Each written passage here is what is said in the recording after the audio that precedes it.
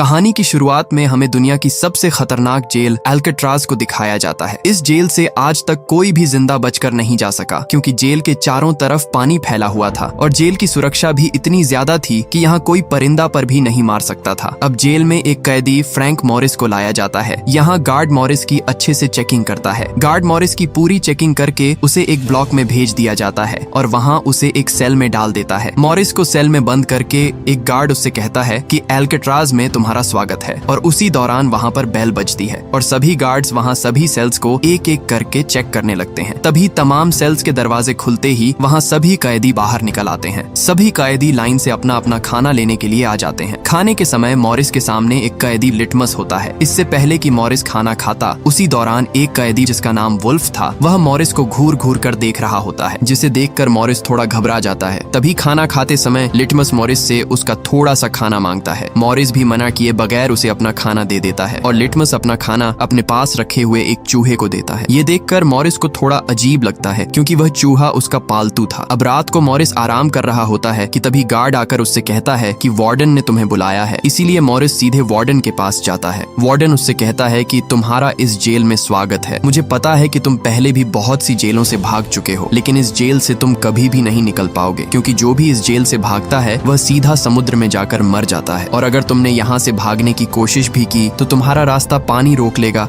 और तुम डूब कर मर जाओगे। और एल्काट्राज बनाई ही इसलिए गई ताकि तुम जैसे सड़े गले अंडे एक ही टोकरी में रहें, और तुमसे इस जेल में सिर्फ 2 ही लोग मिलने आ सकते हैं, वह भी महीने में एक बार। वापस जाते समय मॉरिस वार्डन का नेल कटर चुरा लेता है, क्योंकि यह नेल कटर उसे यहाँ से निकलने में मदद दे सकता था। इसीलिए मॉरिस अपने सेल में आकर उस नेल कटर को एक बुक में छुपा कर रख देता है। और उसी दिन मॉरिस जब नहा रहा था, तभी वुल्फ उसे परेशान करने लगता है। ये देखकर उसे बहुत गुस्सा आता है और वह वुल्फ को वहीं पर बुरी तरह पीट डालता है। उसके बाद मॉरिस को एक लाइब्रेरी में भेजा जाता है, जहाँ वह एक कैदी इंग्लिश के पास आता है। इंग्लिश यहाँ एक पुराना कैदी होता है जो यहाँ सभी कैदियों का सरदार होता है। उसे भी कुछ आदमियों के कत्ल में इस जेल में बंद किया गया है। मॉरिस उससे पूछता है कि तुमने यहाँ से निकलने की कोशिश क्यों नहीं की। आगे से इंग्लिश बताता है कि इस जेल से कोई भी नहीं निकल सकता, क्योंकि जेल के चारों तरफ पानी फैला हुआ है। इंग्लिश उसे कुछ बुक्स देता है, जिन्हें मॉरिस ने पूरी जेल में एक एक करके सभी कैदियों को देना था। मॉरिस जब प्लेग्राउंड आता है तो वहाँ उसे एक आर्टिस्ट मिलता है जो अपनी पेंटिंग बना रहा होता है। असल में यह कैदी डॉक होता है, जो इस जेल में अपनी कैद काट रहा था। डॉक ने अपनी पेंटिंग पर एक फूल भी बनाया हुआ था। इसे देखकर मॉरिस पूछता है कि यह फूल क्यों बनाया हुआ है, तो डॉक बताता है कि यह फूल मेरी जिंदगी है और इसलिए मैंने इसे अपनी पेंटिंग में बनाया है। डॉक उसे बताता है कि तुम बचकर रहना, क्योंकि तुमने वुल्फ से पंगा लिया है, वो तुम्हें कभी भी नुकसान पहुंचा सकता है। इसके बाद मॉरिस सीधा इंग्लिश के पास आता है और कहता है कि क्या आज से पहले यहाँ से कोई कैदी भाग पाया है या नहीं। तो आगे से इंग्लिश हंसते हुए कहता है कि बहुत सारों ने कोशिश की है, लेकिन सब फेल हो गए। इंग्लिश बताता है कि अगर तुम यहाँ से बाहर निकल भी गए तो तुम्हें आगे से गार्ड्स रोक लेंगे, और अगर तुम गार्ड्स को चकमा देकर भाग भी गए तो आगे से पानी तुम्हारा रास्ता रोक लेगा, क्योंकि अगर तुम कितने भी अच्छे तैरने वाले हो तो फिर भी तुम किनारे तक नहीं पहुँच पाओगे। आखिर में पानी तुम्हें डुबा कर मार देगा, इसलिए तुम इस जेल में ही जिंदा रह सकते हो, बाहर गए तो मारे जाओगे। लेकिन मॉरिस ने भी ठान लिया था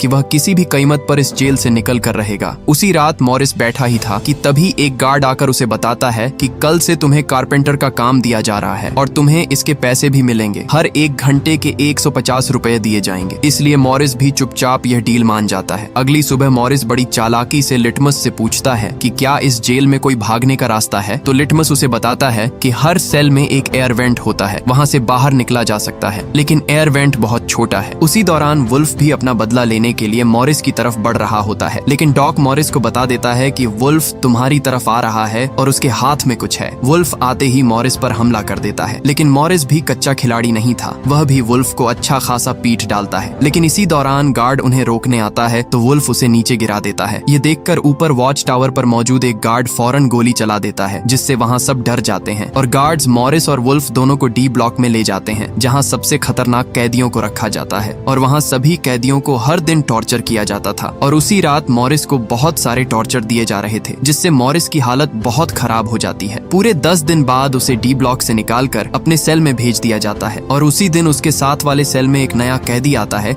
जिसका नाम चार्ली बट्स होता है। दोनों के बीच अच्छी दोस्ती हो जाती है। मॉरिस भी अपने नए दोस्त चार्ली को सबसे मिलवाता है और दूसरी तरफ वार्डन भी सभी कैदियों के सेल्स को एक एक करके चेक कर रहा होता है। तभी वार्डन डॉक के सेल में आता है, जहाँ उसकी बहुत सारी पेंटिंग्स पड़ी हुई थी। डॉक ने वार्डन की पिक्चर भी बनाकर रखी हुई थी, जिसे देखकर वार्डन के चेहरे पर मुस्कुराहट आती है। और अगले ही दिन अचानक वार्डन ने गार्ड से कहा कि डॉक के सेल से सभी पेंटिंग्स को हटा दो और अब से वह कभी भी जेल में पेंटिंग्स नहीं बनाएगा। इसलिए यह देखकर डॉक का दिल अंदर से टूट जाता है, क्योंकि डॉक अपनी पेंटिंग्स की वजह से इस जेल में अपना टाइम पास कर रहा था। अगले दिन मॉरिस डॉक को परेशान होते देखकर गार्ड से पूछता है कि डॉक इतना परेशान क्यों है, वह हमसे कोई बात भी नहीं कर रहा, आखिर वजह क्या है। तो गार्ड उसे बताता है कि तुम अपने काम से काम रखो। इसके बाद डॉक कारपेंटर का काम शुरू करने से पहले अपना फूल मॉरिस के कपड़ों में डाल देता है और काम करते समय एक गार्ड को बुलाता है और एक कुल्हाड़ी लाने के लिए कहता है, और कुल्हाड़ी लेकर उसी समय वह अपने हाथों की तीनों उंगलियां काट देता है। क्योंकि उसकी पेंटिंग्स उससे छीन ली गई हैं, इसलिए अब उसे अपने हाथों की कोई जरूरत नहीं है। ये देखकर मॉरिस फौरन उसे देखने के लिए आता है, लेकिन गार्ड्स ने उसे डॉक के पास नहीं जाने दिया और गार्ड्स डॉक को वहां से ले जाते हैं। तभी मॉरिस के कपड़ों से वही फूल निकलता है जो डॉक ने डाला था। यह देखकर मॉरिस को समझ आ जाती है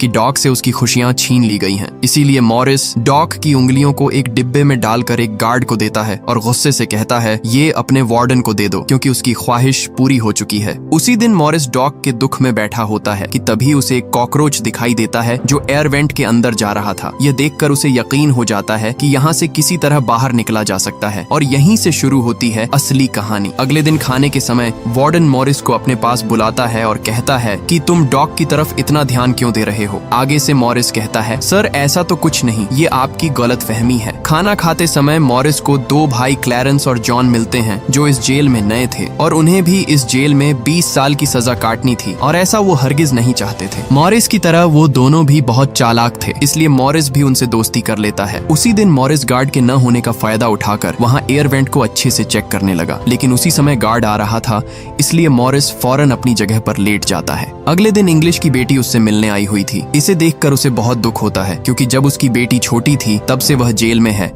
और अब उसकी बेटी बड़ी हो चुकी थी। दूसरी तरफ चार्ली भी अपनी बीवी से बात कर रहा था। यहाँ उसकी बीवी बताती है कि तुम्हारी माँ के पास टाइम बहुत कम है, क्योंकि डॉक्टर ने उन्हें जवाब दे दिया है कि उनके पास कुछ ही दिन है। इसीलिए चार्ली के दिल में जोश आ जाता है और वह जेल से भागने का फैसला करता है। रात को चार्ली मॉरिस से कहता है, जब भी भागने का प्लान बने तो मेरी जगह भी खाली रखना। अब खाने के समय मॉरिस सभी साथियों को बताता है कि हमारा सेल ब्लॉक बहुत पुराना हो चुका है, नमी की वजह से दीवारें बहुत कमजोर हो गई हैं, इसलिए आसानी से यहाँ से निकला जा सकता है। मेरे पास एक नेल कटर है, अगर हम थोड़ा थोड़ा करके इसे खोदकर ऊपर पहुंच जाएं, तो हमें पता चल जाएगा कि यहाँ से भागने का रास्ता कौन सा है। जॉन आगे से पूछता है, तुम होल को कैसे छिपाओगे? मॉरिस कहता है, मैगजीन के कुछ पेपर से उसे आसानी से छिपाया जा सकता है। मॉरिस कहता है कि हमें कुछ डमी हेड चाहिए होंगे ताकि रात में उन्हें बिस्तर पर रखकर यहाँ से निकल सकें, लेकिन डमी पुतलों के लिए बाल चाहिए होंगे। यहाँ जॉन मॉरिस से कहता है, मैं सैलून में काम करता हूँ, वहाँ से कुछ बाल चुरा कर ले आऊंगा। मॉरिस क्लैरेंस से कहता है, तुम कपड़ों की जगह से थोड़े थोड़े करके कुछ रेनकोट्स चुरा कर ले आना, जिससे हम एक बोट बनाकर इस समंदर को आसानी से पार कर सकते हैं। आगे से चार्ली कहता है, मेरा क्या काम होगा? मॉरिस कहता है,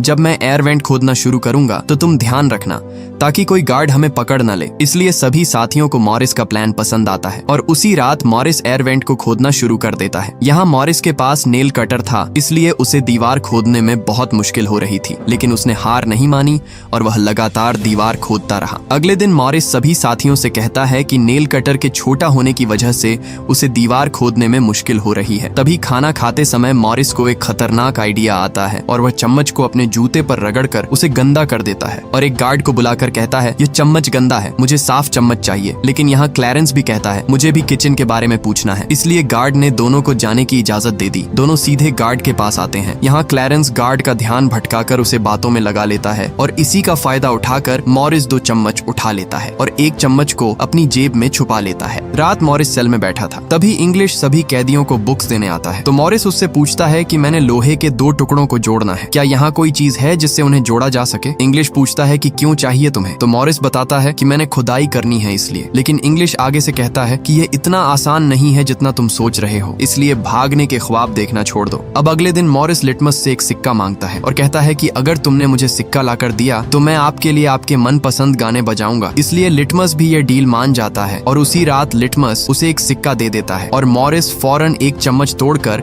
नेल कटर के एक हैंडल से दोनों को आपस आपस में जोड़ देता है और आग जलाकर दोनों को अच्छी तरह से वेल्ड कर देता है। यहाँ उसका छोटा सा बेलचा तैयार हो जाता है और वह उस एयर वेंट को खोदना शुरू कर देता है। दूसरी तरफ चार्ली भी गार्ड के आने का ध्यान रख रहा होता है, लेकिन उसी दौरान चार्ली की आंख लग जाती है और तभी वहाँ पर एक गार्ड उनके सेल की तरफ आ रहा था। चार्ली उसके आने की आवाज सुनकर फौरन उठ जाता है और तभी चार्ली एक ग्लास से मॉरिस को इशारा करता है। ये देखकर मॉरिस फौरन एयर वेंट को छुपाकर अपने बेड पर लेट जाता है। गार्ड उसे कहता है कि तुम्हारे सेल से जलने की स्मेल आ रही है, तो मॉरिस बताता है कि क्या पता ये आपका वहम हो। गार्ड भी ज्यादा ध्यान नहीं देता और चला जाता है। गार्ड के जाते ही मॉरिस दोबारा से एयर वेंट को खोदना शुरू कर देता है, लेकिन खोदते समय उसे आगे से लगे स्क्रू दिखाई देते हैं जिसे हाथों से निकालना नामुमकिन था। मॉरिस जब भी कारपेंटर शॉप में जाता वो अपनी जेब में एयर वेंट से निकाली हुई मिट्टी भी फेंक देता और उसी दिन उसे कारपेंटर शॉप से एक छोटा सा स्टील का टुकड़ा मिल जाता है। मॉरिस चार्ली से कहता है कि यही तो मैं ढूंढ रहा था, लेकिन चार्ली कहता है कि मेटल डिटेक्टर में तो पता चल जाएगा। जब मॉरिस अंदर जाता है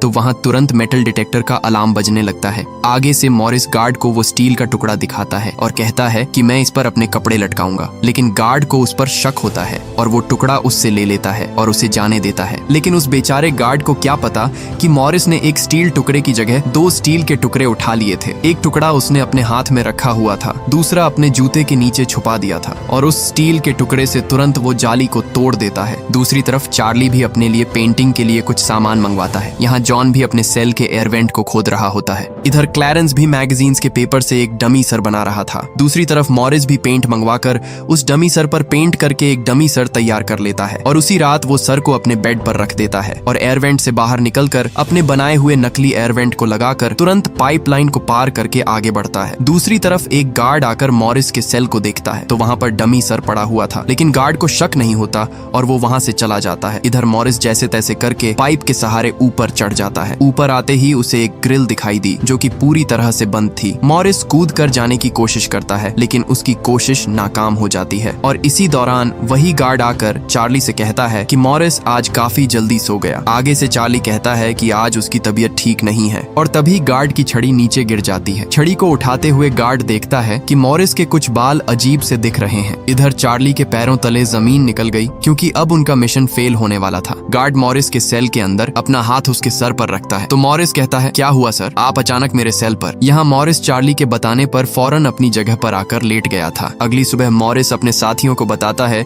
कि मैं कल रात छत पर गया था। मैंने वहाँ एयर वेंट देखा जो कि बहुत ऊपर था और मैं उस तक नहीं पहुंच सका, इसलिए मेरे साथ किसी को चलना होगा। तो मॉरिस कहता है कि आज रात मेरे साथ जॉन जाएगा। इसलिए मॉरिस और जॉन दोनों दोबारा उस जगह पर जाते हैं। यहाँ जॉन मॉरिस को ऊपर उठाता है, लेकिन उनकी बदकिस्मती कि वह एयर वेंट बहुत मजबूत था और उसे सिर्फ और सिर्फ कटर मशीन से ही काटा जा सकता था। अगले दिन म्यूजिक हॉल में सभी कैदी म्यूजिक बजा रहे थे। तभी वहाँ पर पड़े एक छोटे से पंखे पर मॉरिस की नजर पड़ती है। ये देखकर मॉरिस तुरंत लिटमस से कहता है कि वह पंखा मुझे चाहिए, तो आगे से लिटमस भी उसकी बात मान जाता है और मौके का फायदा उठाकर मॉरिस उस पंखे को अपने म्यूजिक बॉक्स में छुपा देता है। लेकिन बाहर जाते समय मॉरिस को गार्ड रोक लेते हैं और उसका म्यूजिक बॉक्स चेक करने के लिए कहते हैं। तो मॉरिस कहता है कि मेरा सब सामान चार्ली के बॉक्स में है, इसलिए वो इस चेकिंग से भी बच जाता है। दूसरी तरफ मॉरिस उस पंखे से एक ड्रिल मशीन तैयार कर लेता है और उस एयर वेंट पर पहुंचकर वो उस एयर वेंट के कुछ टुकड़ों को काटने लगता है। यहाँ ड्रिल मशीन की आवाज सुनकर गार्ड्स ऊपर देखने के लिए आता है, लेकिन इससे पहले कि वो वहाँ पहुंच पाता मॉरिस अपना काम कर देता है। अगले दिन मूवी हॉल में सब मूवी देख रहे होते हैं और मॉरिस सभी साथियों से पूछता है कि सब काम कहाँ तक पहुंचा। तो आगे से वो बताते हैं कि हमारी तैयारी पूरी है, बस भागने की देर है। और यहाँ ये चारों साथी सोमवार की रात को